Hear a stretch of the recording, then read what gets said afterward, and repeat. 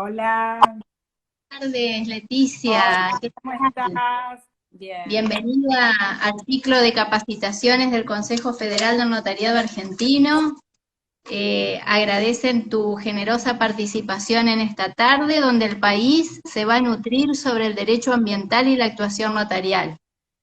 bueno, muchas gracias, muy agradecida y muy honrada. Bueno, antes de empezar vamos a comentarles un poquito que para hacerlo más ameno posible, como decíamos, vamos a dividir esta charla en 4 partes.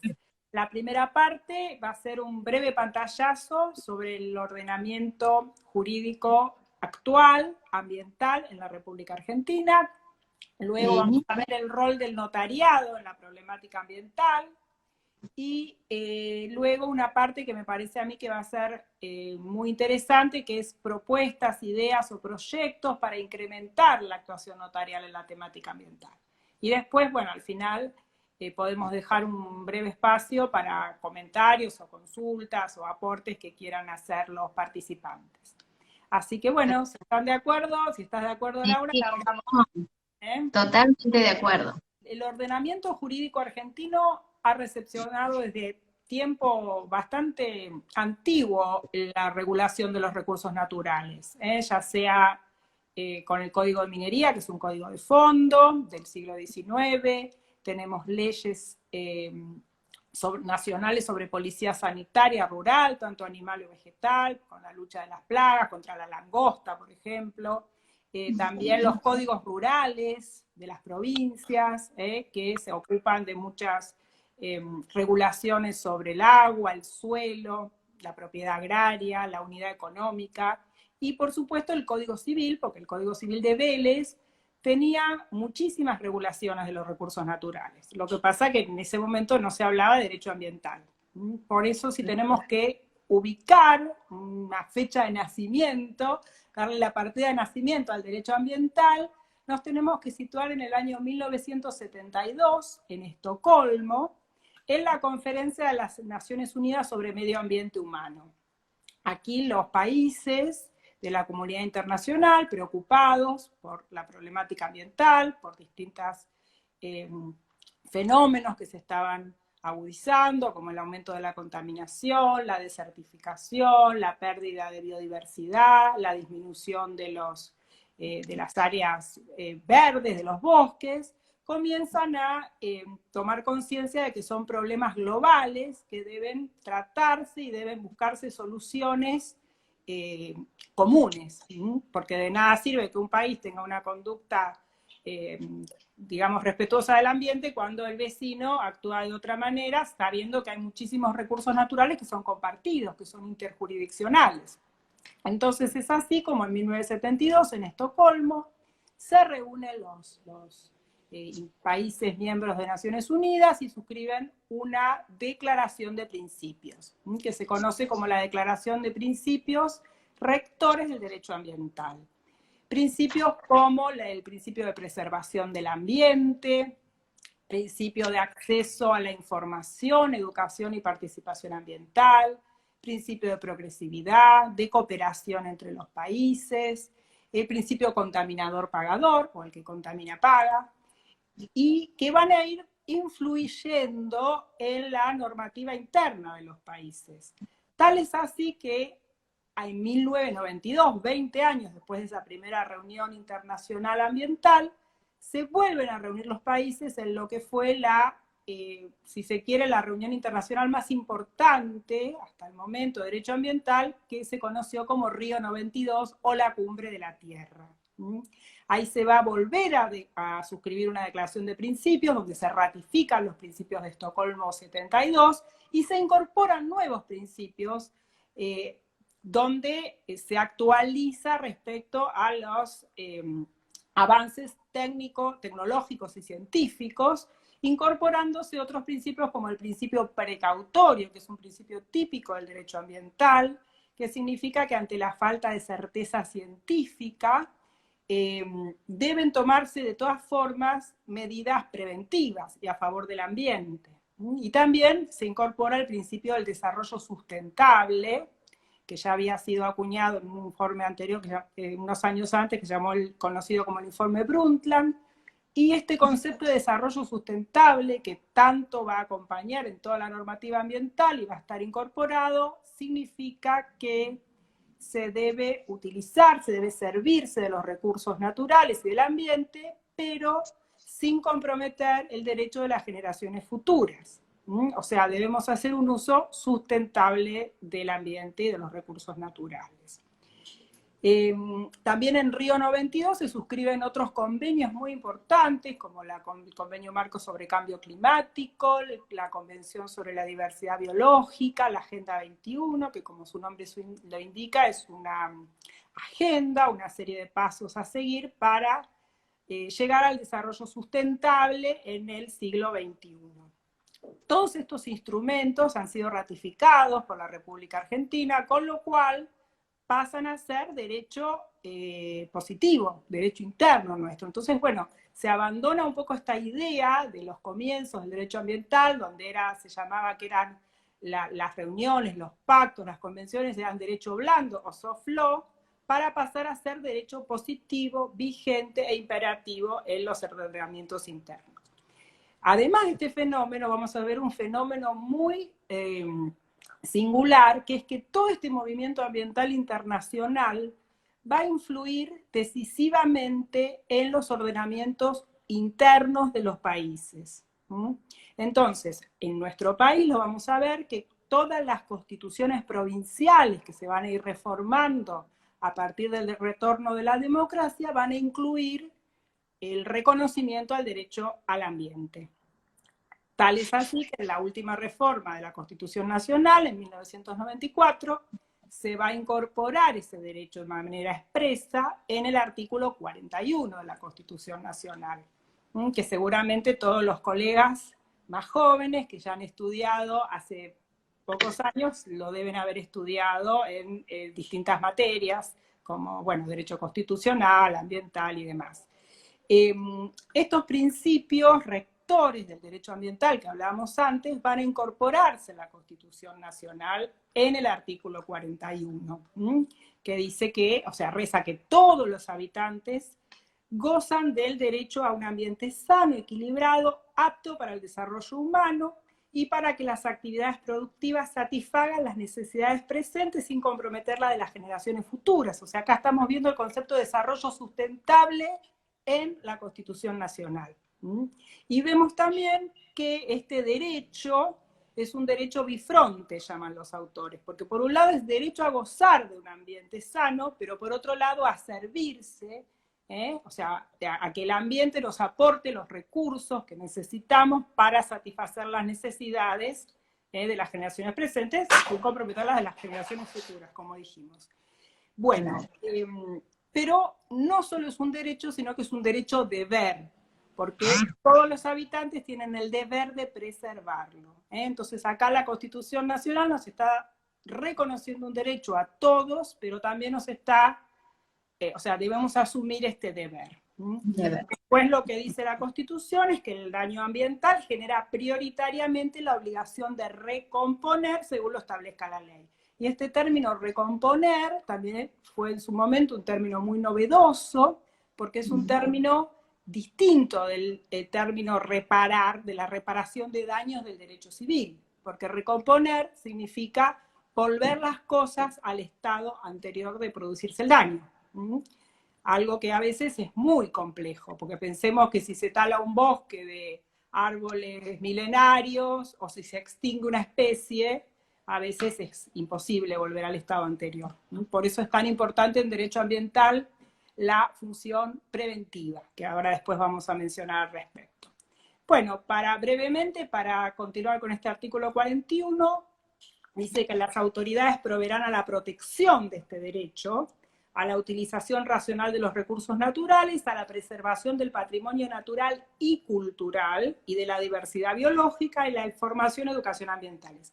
Vemos que acá la Constitución Nacional toma este concepto ya del derecho ambiental internacional de amplio de ambiente, porque el ambiente no está conformado solamente por los recursos naturales, sino también los recursos culturales, y acá en este artículo vamos a encontrar protección al patrimonio cultural, histórico, arquitectónico, que se va a ver reflejado en muchos fallos de jurisprudencia.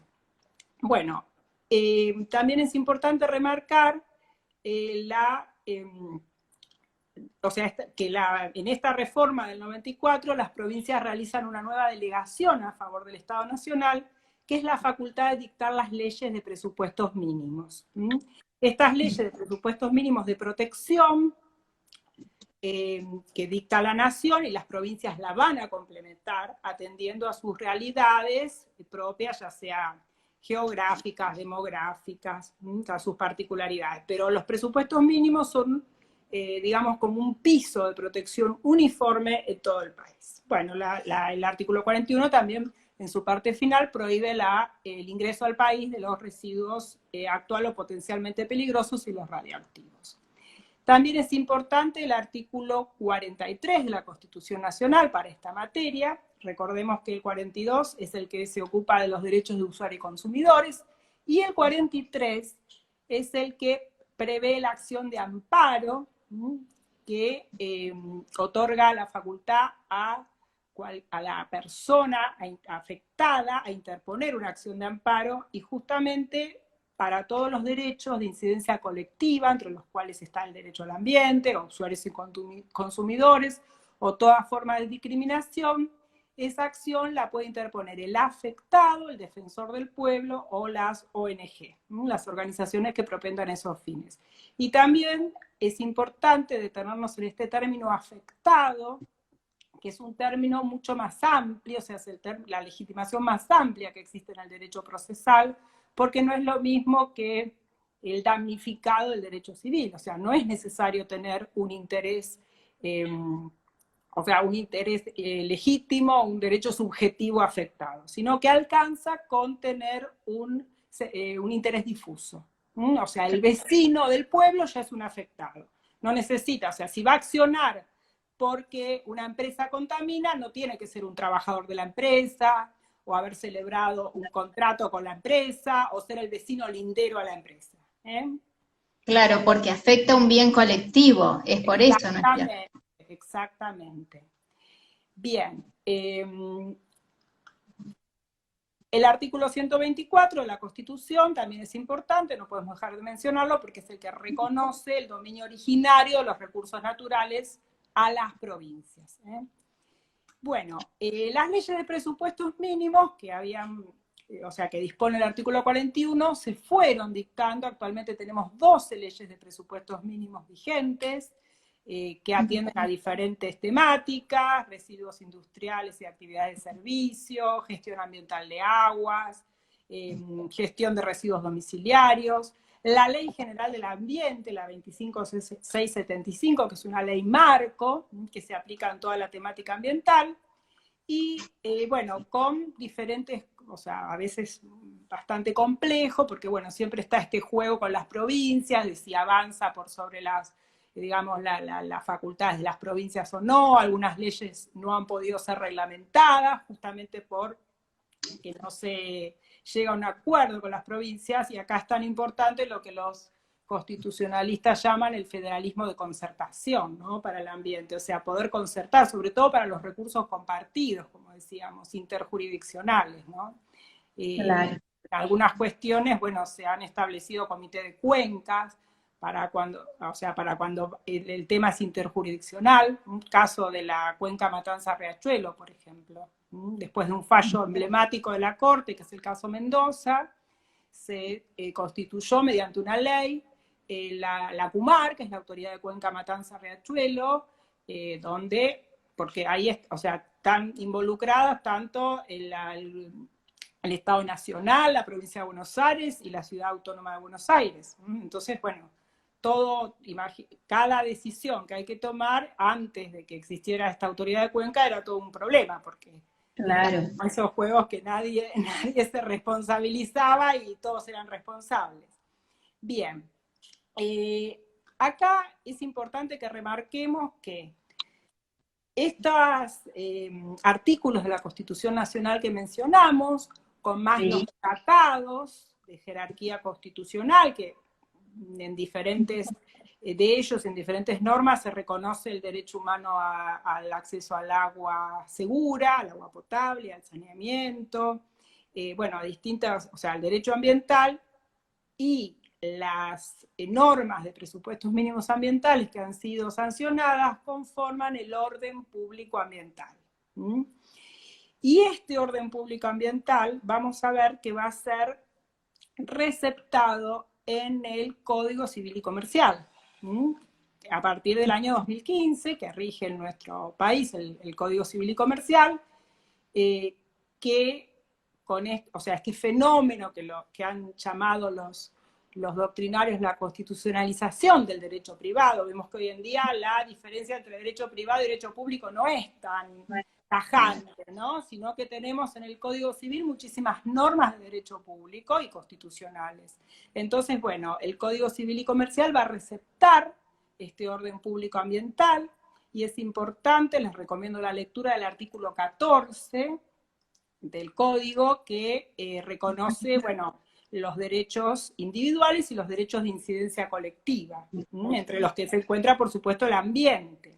Y dice, la ley no ampara el ejercicio abusivo de los derechos individuales cuando puedan afectar al ambiente y a los derechos de incidencia colectiva en general. Entonces acá estamos viendo claramente esa preeminencia de los derechos de incidencia colectiva por sobre los derechos individuales.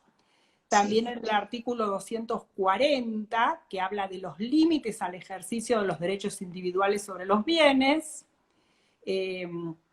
O sea, el ejercicio de los derechos individuales debe ser compatible con los derechos de incidencia colectiva. Debe conformarse a las normas de derecho administrativo nacional y local, dictadas en el interés público, y no debe afectar el funcionamiento ni la sustentabilidad de los ecosistemas, de la flora, la fauna, la biodiversidad, el agua, los valores culturales, el paisaje, entre otros.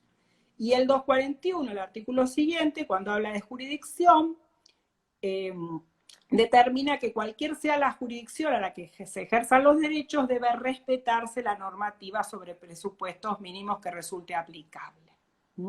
Que justamente va a ser toda esta normativa de derecho ambiental que dijimos.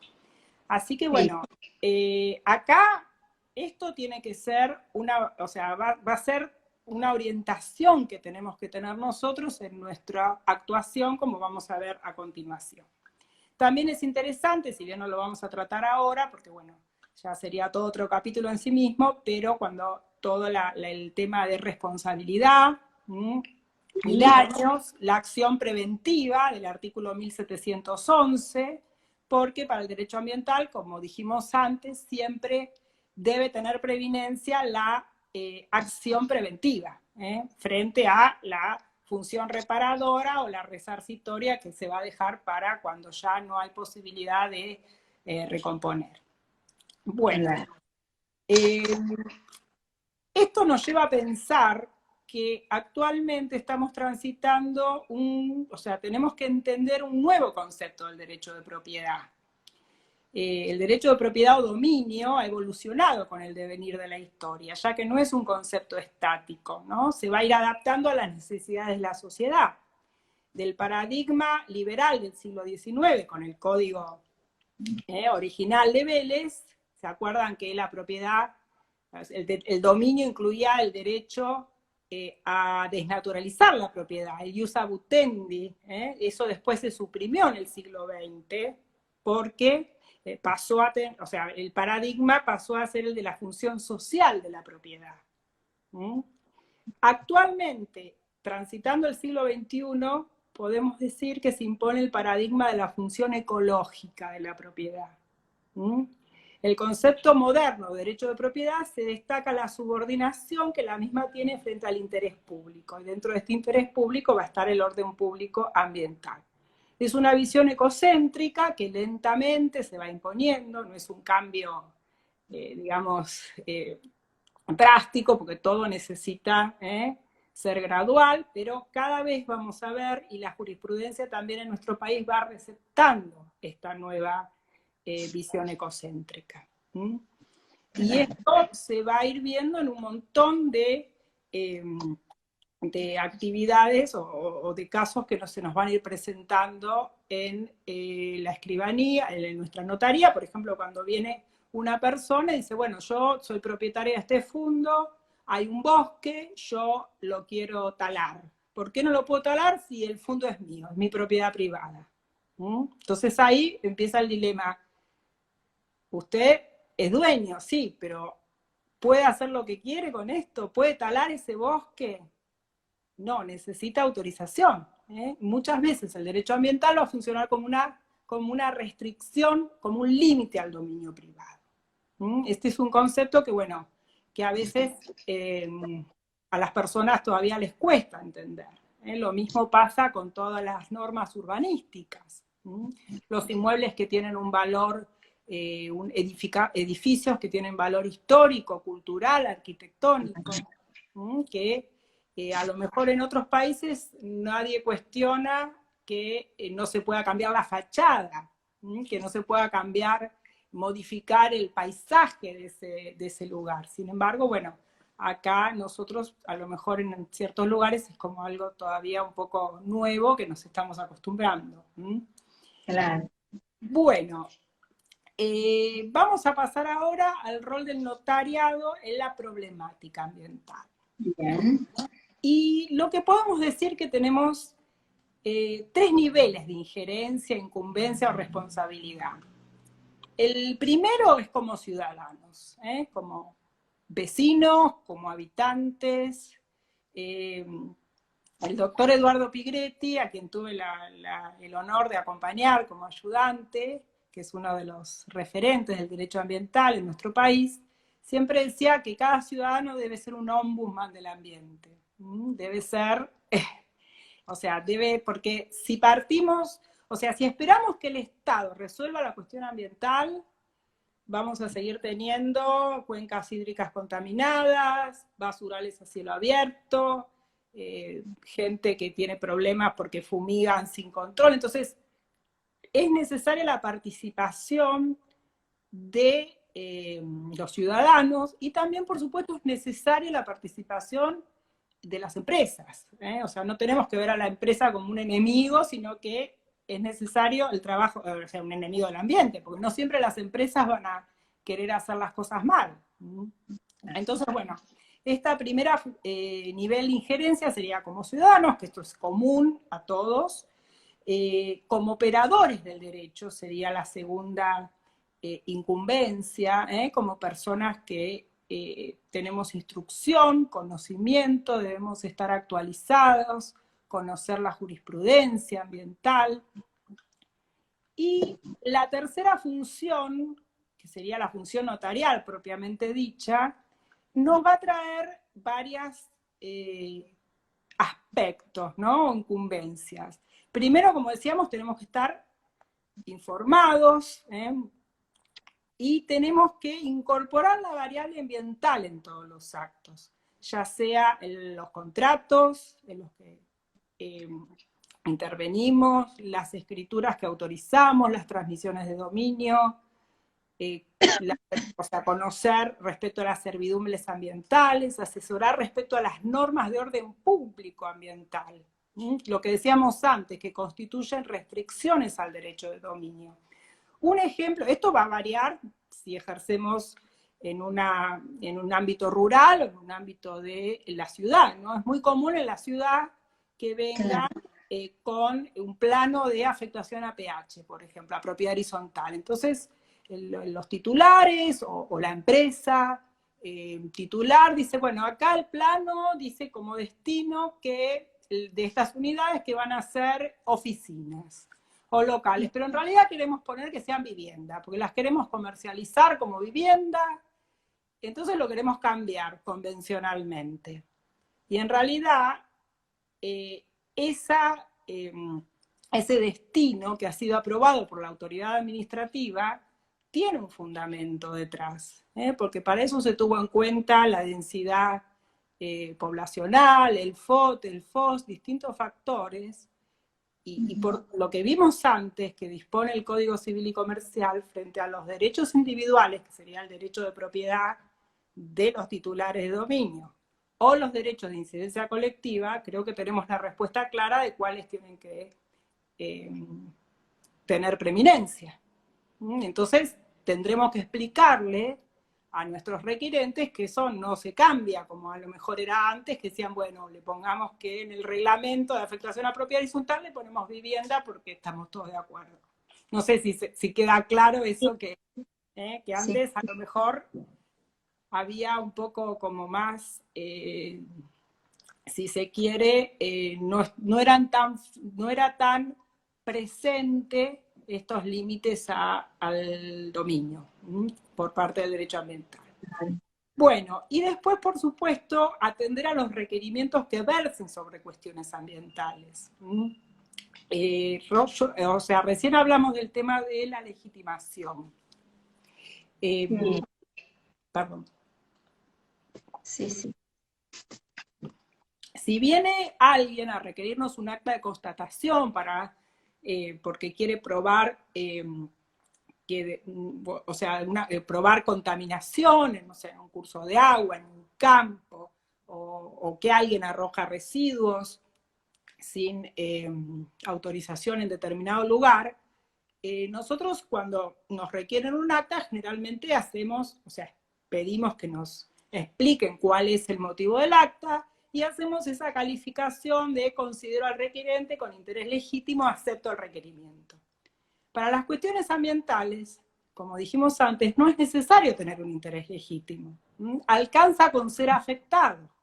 Entonces, puede venir un vecino y decirnos, bueno, yo vivo a 10 cuadras de esta fábrica, y vamos a reconocerle legitimación.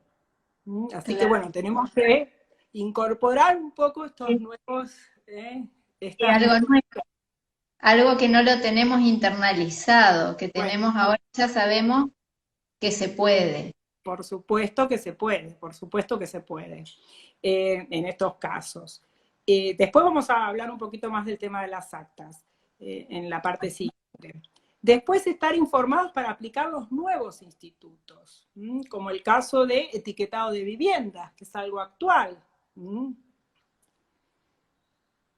Etiquetado de vivienda. Hoy estaba leyendo tu trabajo sobre etiquetado de viviendas y ya me dieron ganas de ir a ver todos los electrodomésticos, a ver si aparecía la etiqueta. Ahora me voy a fijar.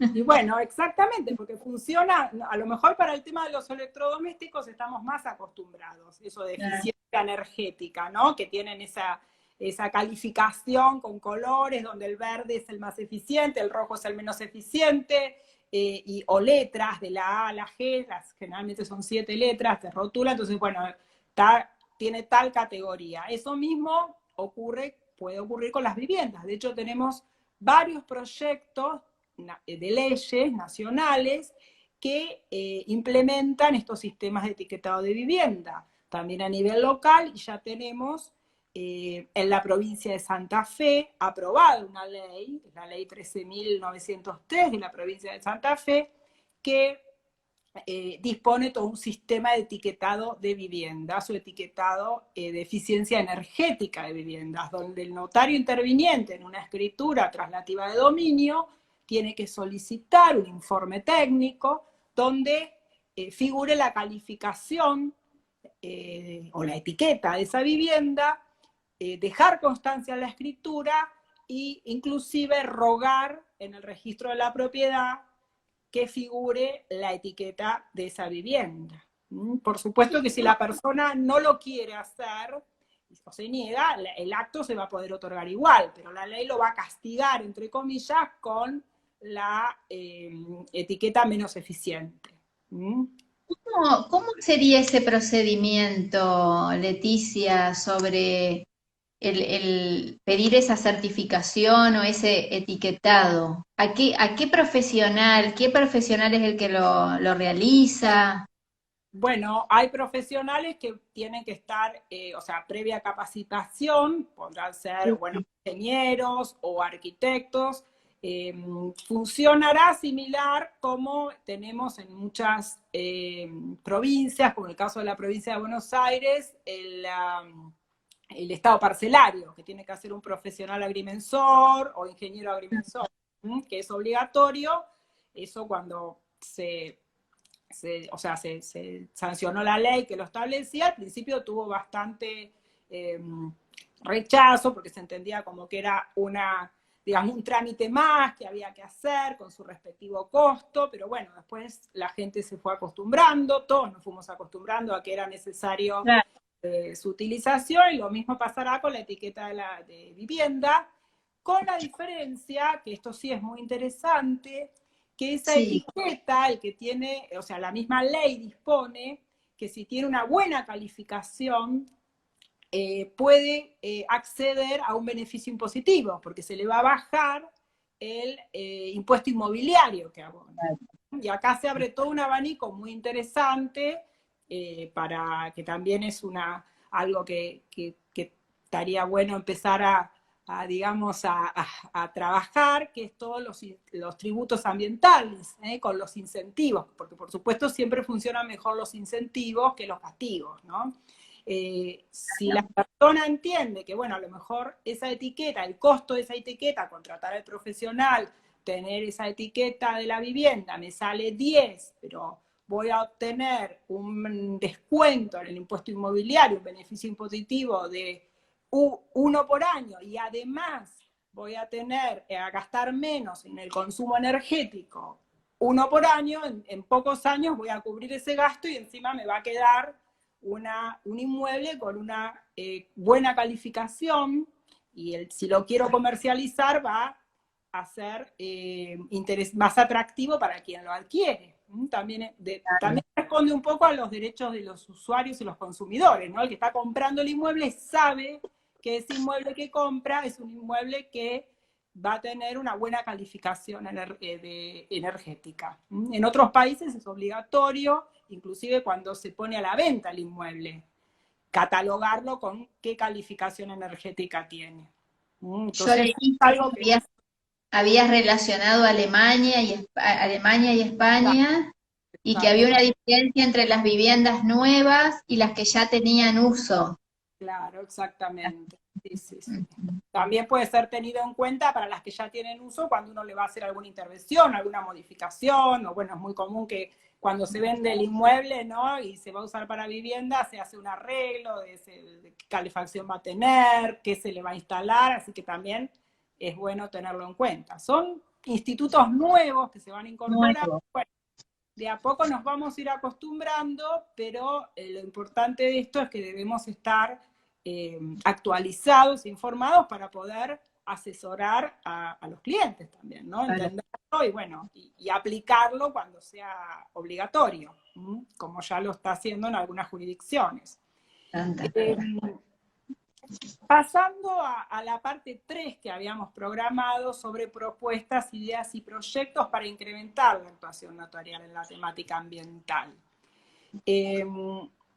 Dijimos que, bueno, como una de las injerencias nuestras debemos estar actualizados porque muchas veces tenemos requerimientos, o sea, a lo mejor una empresa que se dedica al transporte de residuos peligrosos o es generador de residuos peligrosos, o una planta de tratamiento de residuos peligrosos tiene que, por ley, por distintas normas, tanto locales como nacionales, va a tener la obligación de inscribir, que figure en el registro de la propiedad inmueble, que ese predio es destinado al tratamiento o disposición final de residuos peligrosos. Así que bueno, eso también es común en determinadas zonas industriales, que los notarios tengamos ese tipo de requerimientos que también tenemos que atender.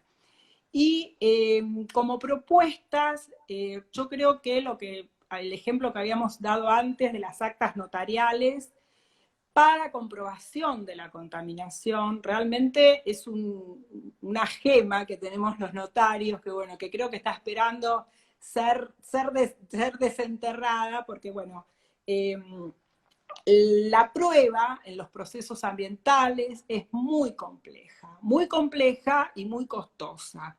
Porque la Sí, realidad es que en las empresas, por ejemplo, una fábrica, vamos al ejemplo típico que dijimos antes de la fábrica que sí, contamina. La fábrica contamina cuando lo hace. O sea, normalmente cuando se hace la denuncia administrativa y viene el inspector de la municipalidad o de la autoridad provincial, en ese momento está todo fenómeno. O cuando ya en un proceso judicial, cuando van los peritos, que se corre traslado a la otra parte, bueno, ese día estaba todo bárbaro, no hay contaminación. La responsabilidad en derecho ambiental es objetiva, o sea que no hay que analizar el dolo o la culpa del contaminante, pero sí hay que demostrar el nexo de causalidad. Y a veces es muy difícil poder reproducir este hecho para probarlo. Entonces, creo que una de las posibilidades que tenemos nosotros como notarios es brindar solución a este requerimiento y bueno, ahí a lo mejor habría que prever algún convenio como existen para otros aspectos, como el caso de regularización dominial, por ejemplo, que bueno, con sus luces y sombras funciona desde hace bastante tiempo y ha atendido, o sea, ha dado soluciones a una demanda social, para que muchas personas y muchas familias obtuvieron su título de propiedad de su vivienda. Entonces creo que el Estado, que como vimos está obligado a proveer a la protección de este servicio, de este derecho, podría asumir el costo, porque por supuesto el acta de constatación, que no vamos ahora a explicarla, pues ya han tenido muy buenas capacitaciones sobre actas de constatación, ¿no? En este ciclo de capacitaciones, así que nos remitimos a ellas. Por supuesto va a tener el costo, y los gastos y los honorarios también del escribano, y a lo mejor la persona que lo requiere, pensemos si es una sociedad de fomento del barrio, o un grupo de vecinos, muchas veces los que más sufren la contaminación son las personas que se encuentran en barrios vulnerables, que no pueden asumir ese costo. Entonces sería muy interesante que mediante convenios lo asuma la autoridad local, por ejemplo la provincia o el municipio, que después lo va a repetir al contaminador. O sea, ese costo lo va a recuperar con la multa y bueno, todo lo que corresponde, los intereses y lo demás que corresponda, pero sería atender a una necesidad social muy importante. Creo que también a nivel, porque bueno, la autoridad no es solamente el Poder Ejecutivo, también es el Poder Judicial. Así que también, así como nosotros, por convenios con las Cortes Supremas de las provincias, tenemos notarios que estamos a lo mejor en la lista de peritos para actos notariales, también podríamos tener una lista de peritos que requieran actos notariales y ambientales, donde se pueden incluso anotar los colegas que puedan atender estos requerimientos, ¿no? Los requerimientos. Ayudaría muchísimo a acelerar también las causas ambientales. ¿Y hay alguna provincia donde esté implementado esto de anotarte o no hay, o estos convenios los estás sugiriendo vos? No, creo que es una sugerencia para atender a estas cuestiones. Hay que ver también las leyes de cada provincia. Por ejemplo, en la provincia de Buenos Aires tenemos la ley 11723, que es la ley integral de medio ambiente y los recursos naturales. Esa ley dispone que el Estado provincial garantiza a todos sus habitantes los derechos, el derecho al ambiente, a gozar del ambiente sano y también a realizar la denuncia ante el incumplimiento. Entonces, ¿qué mejor sería para garantizar que contaran con esta herramienta los vecinos de la provincia? Claro, porque si no de repente quedaría ahí la denuncia y quedaría... Es lo que pasa lamentablemente en muchas causas, o son muy complejas y a lo mejor demoran años, ¿no? Entonces, a veces que la fábrica, no sé, no quiero decir nadie en especial para no que nadie se sienta, pero una fábrica que arroja efluentes sin tratar al curso de agua, todos los vecinos saben que ahí está contaminado, porque hay un olor nauseabundo, porque aparecen aves muertas, animales que beben esa agua y se mueren, los vecinos muchas veces tienen problemas de salud, sobre todo las personas que son, digamos, más vulnerables, como los niños, se ven los problemas de piel. Si uno habla con un pediatra de un hospital público enseguida ve a un niño y le va a decir, es el agua que toma que está contaminada. Y lo primero que le dan es que tome agua segura. Entonces, es algo que todo el mundo sabe que está, pero nadie lo puede probar, por toda esta complejidad que hablamos antes de la prueba ambiental. Así que creo que es una posibilidad que serviría. Claro, las instituciones deberíamos instar a llevar a cabo o a proponer este tipo de convenios para Exactamente, generar, y también generar así una nueva incumbencia por, o su, una... por supuesto, por supuesto. Bueno, Y bueno, como decimos, las leyes locales de cada provincia también regulan todas estas cuestiones, ¿no? Que la provincia y los municipios tienen la obligación de fiscalizar las acciones antrópicas que puedan producir un menoscabo al ambiente. Entonces, muchas veces incluso pueden actuar, pueden servir para que ni siquiera se llegue al proceso judicial, porque el notario va, labra el acta, recaba la prueba, se le informa ahí mismo, el sistema podría tener que se le informe a la empresa, por ejemplo, la empresa toma razón y muchas veces no quieren tener un juicio, porque a veces les sale más caro eso que reconvertirse. Así que bueno, es una herramienta muy interesante que creo que amerita muy interesante, pensar en sí. esto. Y También ahí es, el sí, Estado podría aplicar esas directamente, como vos decís, tal vez ya con el acta se presenta y se soluciona el problema aplicando sanciones disuasivas. exactamente, a lo mejor hasta se soluciona la vía administrativa, ni siquiera es necesario llegar a la judicial, ¿no? Estamos hablando de digamos, si lo que se busca es que cese la contaminación. Después, Claro. obviamente, las personas quieren solicitar reparación de daño, los vecinos que se vieron afectados, quieren una reparación de los gastos médicos que tuvieron, o las incapacidades que pueden haber adquirido a nivel laboral por por estar expuestos a esa contaminación. Bueno, eso se tendrá que evaluar por otro ámbito, ¿no? Eso Claro. surge muy claramente en el fallo Mendoza, que es este caso del Riachuelo que comentamos antes, donde la Corte Suprema de Justicia diferencia entre los derechos de incidencia colectiva, que sería, digamos, la protección del ambiente, que cese la contaminación, la recomposición del ambiente, y los derechos individuales, que bueno, eso las personas las tendrán que reclamar por otra vía, daños y perjuicios, por ejemplo. Bien, como un segundo punto que me pareció también muy interesante para abordar es los casos, o sea, toda la temática de protección del patrimonio cultural, histórico y arquitectónico. Aprovechando los recursos existentes que tenemos, Sí.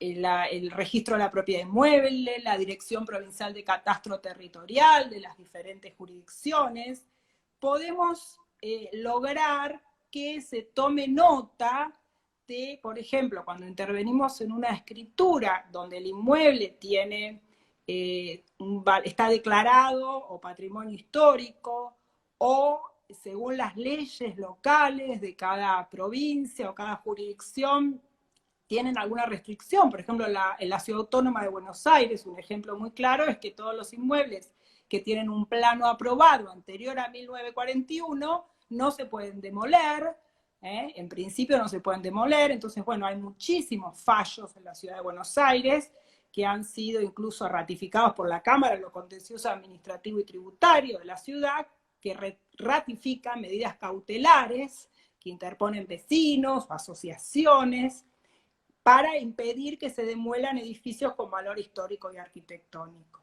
Esto no quiere decir que nos opongamos a el progreso, a que se realicen construcciones, pero bueno, se tendrá que hacer como en otras ciudades del mundo, donde se tendrá que respetar la parte, digamos, el edificio histórico y a lo mejor construir la torre atrás. Claro, en el edificio donde yo tengo mi oficina, justamente el frente quedó como era originariamente y el edificio lo hicieron con esa misma fachada. Exactamente, eso es muy Hay común. acá hay muchos en Paraná, así en esa situación. Exactamente. O también cuando el inmueble perteneció a alguna persona célebre, ya sea un escritor, un músico, alguien un representante de la cultura del país también amerita su conservación. ¿Mm? Así que bueno, eso es todo otro capítulo que creo que nosotros podemos también intervenir y sobre todo asesorar a los clientes, ¿no? A los requirentes. Claro. Y como tercer punto, que también me parece muy interesante, es la intervención que podríamos tener en las evaluaciones de impacto ambiental.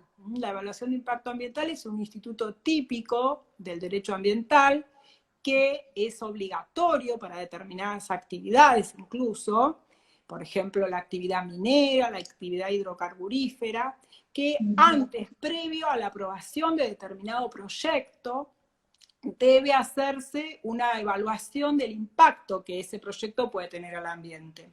Es un estudio interdisciplinario donde van a intervenir ingenieros, arquitectos, biólogos, incluso sociólogos, psicólogos, porque bueno, también se ve el impacto que va a tener en la comunidad. Y muchas veces también se incluye dentro de esa evaluación de impacto ambiental la necesidad de realizar una audiencia pública para conocer, informar primero a los involucrados, a las personas interesadas, a que conozcan y a que opinen. Esto también conforme a las normas ambientales, porque tengamos en cuenta que muchas actividades no solamente deben cumplir la norma ambiental, sino que también necesitan de licencia social para actuar. Porque si no ocurre, como ha ocurrido en otros casos, en varios casos, por ejemplo, decíamos la actividad minera, hubo muchos fallos, se me ocurre pensar, no sé, en la minera del Esquite, en la provincia de en Esquel, que terminó eso en una ley provincial que prohibió la minería a cielo abierto y la utilización de determinadas sustancias químicas, ¿no? O en la provincia de Mendoza, recientemente, el año pasado, con la ley de aguas, ¿no? Cuando se iba a modificar y bueno, hubo toda una movilización social, ¿no? Para que Claro. modificar. Así que bueno, son cuestiones muy importantes y sobre todo en este momento que eh, está en proceso de ratificación el acuerdo de Escazú, que es un acuerdo regional entre los países de América Latina y el Caribe sobre el acceso a la información, la participación pública y el acceso a la justicia en asuntos ambientales. Firmado por Argentina en el año 2018, está en proceso de ratificación, ya tiene dictamen favorable en la Comisión de Relaciones Exteriores del Senado, así que no sería raro, bueno, toda esta situación de pandemia actual hace que las cosas se lentifiquen un poco, pero no sería raro que en breve ese acuerdo se ratifique y pase a ser una norma vigente en nuestro país. Es muy Claro. importante porque es vinculante, o sea, los estados se comprometen a implementar mecanismos para asegurar la participación en la toma de decisiones y medidas para facilitar la producción de la prueba del daño ambiental. Todo esto que decíamos, ¿no? De la posibilidad de los notarios de actuar en la comprobación de los hechos dañosos que contaminan, o sea, cuando prevé también la inversión de la carga de la prueba, la carga dinámica de la prueba. Entonces, seguramente el Estado va a estar obligado a implementar mecanismos para facilitar la prueba ambiental. Así que creo que ahí nosotros podemos ofrecer esto que no sería, o sea, que facilitaría muchísimo la prueba ambiental. Porque bueno, creo que el notariado nos estamos actualizando y ocupando y dando una respuesta a problemáticas actuales como Sí. y que necesita la sociedad, como la problemática de género, las nuevas tecnologías, los derechos humanos. Bueno, el ambiente es algo también urgente que no admite dilación y bueno, tenemos que asegurar, esto es una opinión personal, ¿no? Pero creo que así como nosotros podemos brindarle al requirente respuestas cuando quieren asegurar los bienes, que a lo mejor consiguió con el fruto del esfuerzo, ¿no? De toda una vida y quiere que sus hijos le quede un departamento, una chacra, una casa. También tenemos que estar preparados para asegurarle a nuestros requirentes el patrimonio natural y cultural para sus hijos, para sus descendientes. Así que bueno, requiere por supuesto el trabajo colaborativo con otros profesionales también, con abogados, con arquitectos, con agrimensores. Debemos participar de los foros de derecho ambiental, y bueno, disculpen un poco la vehemencia, pero a mí este tema me apasiona, y creo que cuando se trata de defender la vida, la calidad de vida, la salud, por ejemplo, en este momento en donde en muchos lugares, como en el AMBA, seguimos en aislamiento y nuestra intervención se justifica con la fuerza mayor. Los casos ambientales van a ser siempre fuerza mayor, o sea, van a estar siempre justificada en nuestra actuación, porque lo que decíamos, los intereses que están en juego son intereses colectivos. Entonces, siempre vamos a tener que atender estos requerimientos, aún en esta situación. Y bueno, tenemos nuevos desafíos de la política en la pospandemia también. O sea, eso vamos a ver, porque la realidad que toda esta situación nos va a traer que, en un primer momento, cuando empezó todo el aislamiento, vimos, ¿no? Maravillados cómo no sé, la fauna silvestre aparecía en lugares donde no había, ya hacía tiempo, hay nieve en lugares donde hacía, digamos, años que no nevaba, se congeló el canal del Beagle, un montón de cosas que, bueno, la naturaleza, ¿no? Va respondiendo a cuando nosotros la dejamos un poco de presionar, pero bueno, la realidad que después, en la pospandemia, debido a toda esta situación, se están generando mucho más residuos patogénicos, o sea, va a haber otras problemáticas que vamos a tener que atender, ¿no? El problema de las pymes, que están agobiadas económicamente, entonces imagínense cómo van a poder invertir en la reconversión tecnológica, ¿no? Para trabajar de manera que contaminen menos y demás, así que bueno, creo que va a haber que trabajar mucho en estos aspectos. Qué interesante, realmente me has mantenido callada hoy porque muy interesante. Bueno, espero no haber hablado mucho. No, al contrario, ¿no? Excelente, súper clara y bueno, sí, es un tema nuevo, estoy muy callada porque es un tema nuevo para incorporar. Si bien vos decís no es nuevo porque ya desde el año 72, el código, después en el Código Civil, todo, se viene trabajando, pero estamos hablando de nuevas incumbencias, o sea que tenemos que incorporarlo.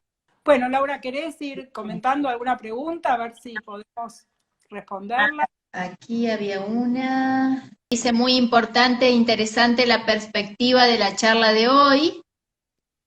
Nos dedicamos exclusivamente al derecho ambiental y siempre consideramos que desde la actividad de los del notariado se puede hacer mucho y especialmente con la ley de bosques nativos. Sí, sí.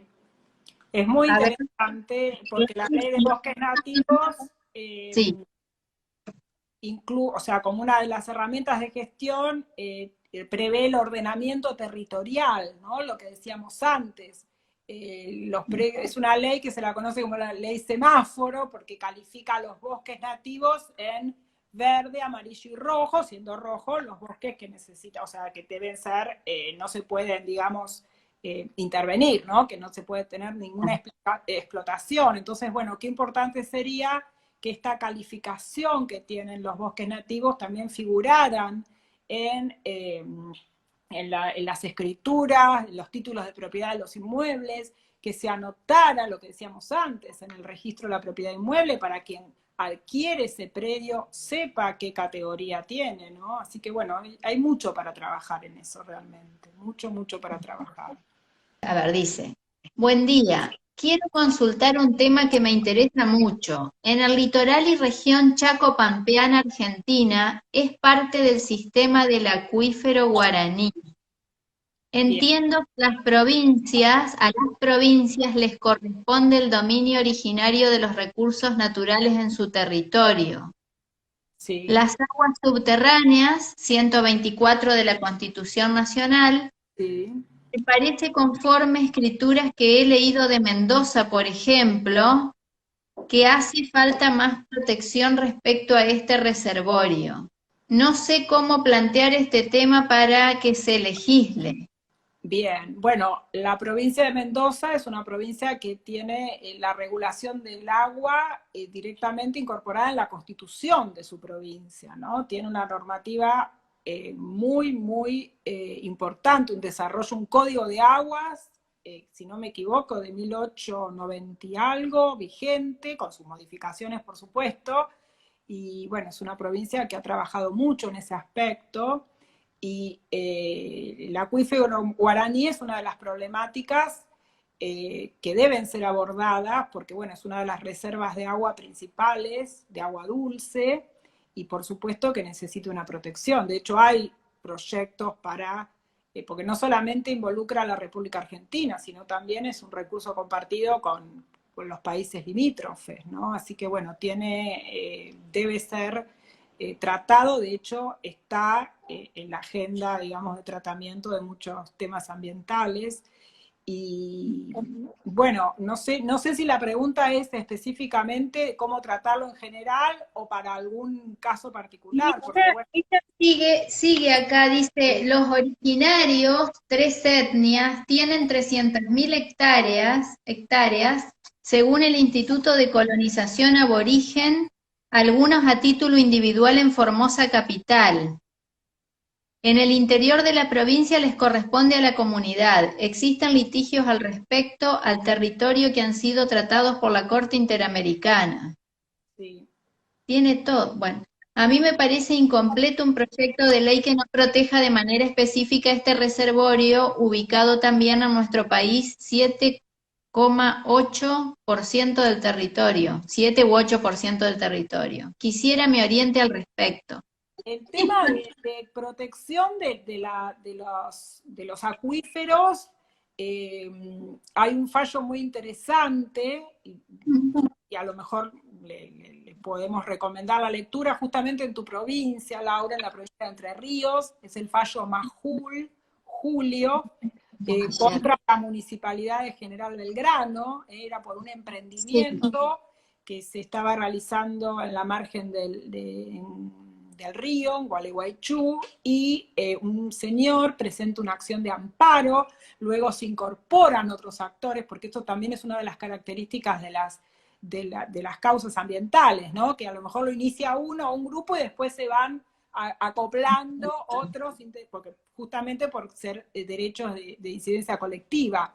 En primera instancia consiguen una medida cautelar que detiene este emprendimiento, porque justamente el emprendimiento estaba situado en un humedal, en una zona declarada humedal, y el caso, bueno, llega al Superior Tribunal de la provincia, que digamos, le hace lugar a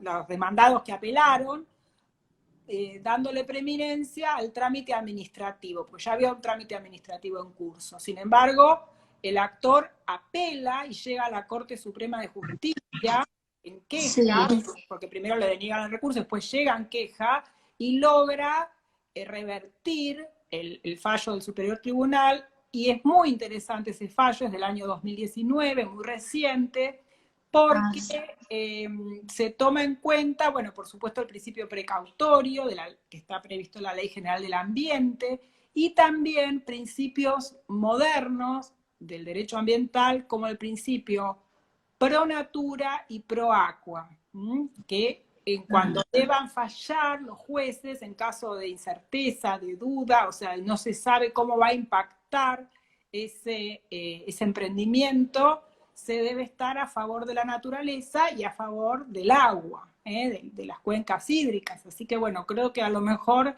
a esta persona que consultó respecto a cómo preservar la cuenca hídrica, le recomiendo la lectura de este fallo porque es muy interesante. También la Corte toma principios de la Convención de Ramsar, que es una convención que también ratificó nuestro país, sobre humedales, sobre la importancia de la preservación de humedales, no solo como recurso hídrico, sino como hábitat de especies, sobre todo las aves acuáticas. Así que bueno, vemos cómo van los jueces incorporando, ¿no?, todos estos preceptos típicos del derecho ambiental. Así que bueno, esta Así persona que que consultó, los sí, municipios, ¿cómo indubio pro natura e indubio pro aqua. e indubio pro agua? Así que Bueno, bueno, ya tenemos antecedentes de su aplicación en la jurisprudencia en la Corte Suprema de Justicia, ni más ni menos. Así que bueno, es muy interesante, le recomendamos a esta persona que está preocupada, muy interesante por el tema de la protección de los acuíferos, a lo mejor le sirve digamos, este caso para ver un poco cómo se puede aplicar la normativa. qué bueno. Bueno, No, yo preguntas no tengo aquí más.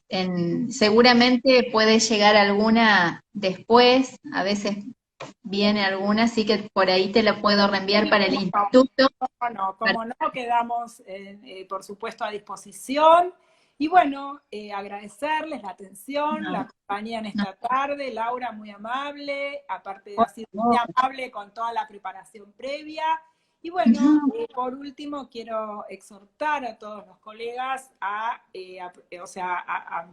digamos que nos subamos a este tren de la protección del ambiente, que ocupemos el lugar que el notariado debe ocupar, porque realmente si no lo ocupamos nosotros, lo va a ocupar otro, o lo que es peor, no lo va a ocupar nadie. Y como decíamos antes, vamos a seguir, si no trabajamos en conjunto con otros profesionales, vamos a seguir padeciendo las cuestiones de contaminación, o bueno, todas estas temas que no pueden seguirse postergando, que deben atenderse ahora, aquí y ahora, como se dice.